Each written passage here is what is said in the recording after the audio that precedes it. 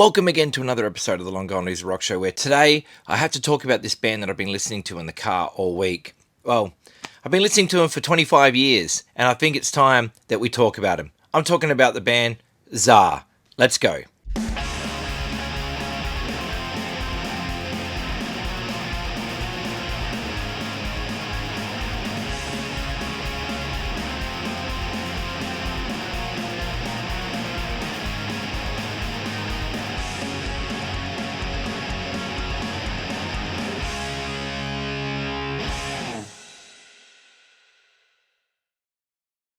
TSAR, for the amount of good songs that they have, they were very short-lived.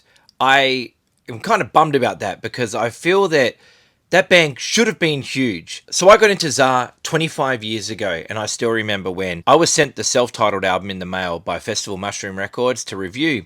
And I remember when it arrived, I saw the song title, Kathy Fong is the Bomb, and I was like, man, what a crazy song title. I have to listen to that. So I skipped straight to track 4. And I listened to Kathy Fong is the Bomb. And immediately I was like, oh my God.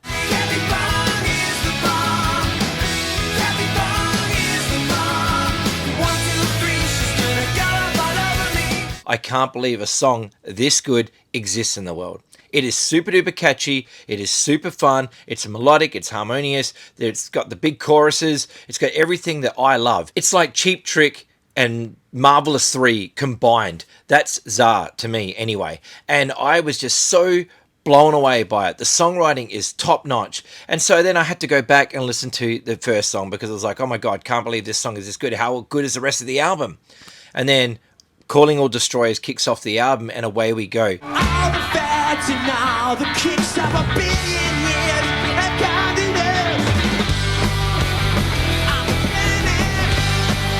Here is the album here, and it is self-titled, and like I said, came out 25 years ago.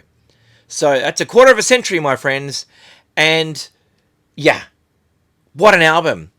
It should have got a vinyl release. It never did, because obviously it was in the year 2000, which was hugely a CD boom at that time, and vinyl was kind of scarce for a lot of it. I mean, obviously punk bands and stuff like that were still churning out vinyl, thank God for that. But bands like this, and that were on major labels and stuff like that, there was no vinyl band. They were pushing CDs because that's, you know, what they thought was going to be the thing. How wrong they were. This was produced by Rob Cavallo. If you don't know, he's produced pretty much every album that's come out in Warner. No, he worked Green Day and a bunch of other bands, but you know, he's a big deal. Like Rob Cavallo, he's a good producer and he knows how to bring out the right things out of the right band. And obviously, he brought out the right sound for TSAR. So here is a look at the cover. Here is a look at the band, and it opens up to this, and then it opens up to this. Now this guy, Jeff Whalen, what a songwriter.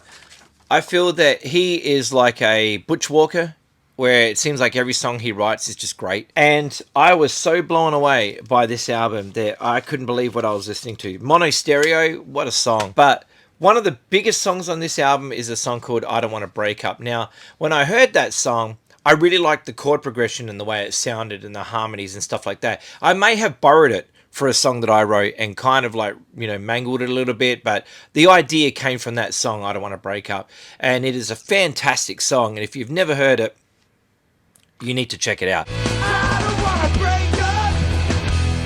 I don't wanna take it on the mouth. I don't wanna sit tight.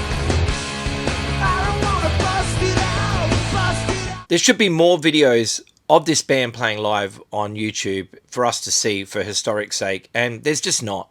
There isn't a lot of stuff on this band, which is a real bummer, but they were on one of those late shows performing the song Band Girls Money off their second album, which is this one, titled Band Girls and Money, and that is a really cool performance to see because obviously it's just rocking, they're on fire, they're hungry for rock stardom, and they should have got it. They really should have got rock stardom. They should have been huge the world over. This band was writing the caliber of songs that I think a lot of bands wish they had. Just super duper catchy songs with great choruses, great guitar work, just amazing harmonies. So this album, Band Girls and Money, was sent to me by the label and I checked it out, and immediately from the get-go I was blown away. That first song, Band Girls Money, is just a killer tune.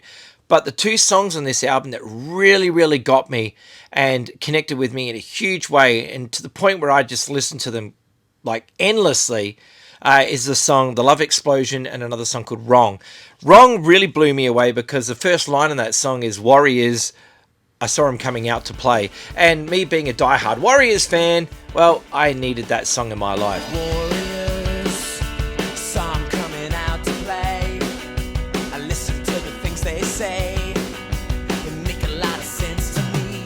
It is a fantastic tune, and if you've never heard it, you need to listen to it. But anyway, here is a look at the book for Band Girls Money. There you go.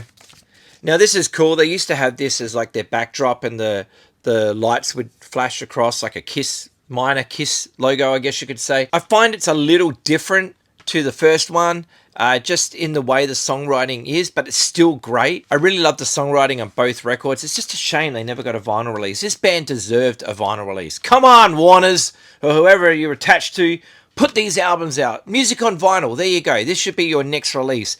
Put these two albums out on record so that we can enjoy them in the format that we love the most. Here is a vinyl record that they did release, which is the single to the song Straight. I believe this photo was taken in their rehearsal space in LA, and yeah, very, very cool. And yeah, there you go. There's the back cover. There's the vinyl there. But this band just had it. They had it. They had it. They had whatever magic it is that you create great art with. These guys had it. And it's a shame that they weren't around and still not around today. I know Jeff Whalen has put out a solo album called 10 More Super Rock Hits or something like that. I don't have that yet, but when I go to the USA next, I hope that I can find a copy of that in some of the stores there. But just blown away. What an amazing songwriter. And it's just a shame that more people don't know about this band. But it seems like a lot of friends of mine that are into bands like Marvelous 3, Butch Walker, The Fags, and stuff like that, they know this band. And they know who I'm talking about, and they all agree that this band should have been huge. They were from LA, and they should have just been, you know, darlings of the world, so to speak, or at least darlings of the Sunset Strip. Maybe they were, I don't know, I was never there. But still, TSAR, what a great band. If you don't know this band, please look them up, check them out. I guarantee you will love them. If you're into Cheap Trick and stuff like that, this is your band. Trust me, this is your band. These songs on these albums are so, so good. I wish I could write songs that good. You know, I just wish. Some of us have it, some of us don't. And I obviously don't, but Jeff Whalen definitely does. So please check him out. Thank you for watching this video. I will see you in the next video. But please go check out TSAR. Go buy their albums. And yeah, take care. Bye-bye.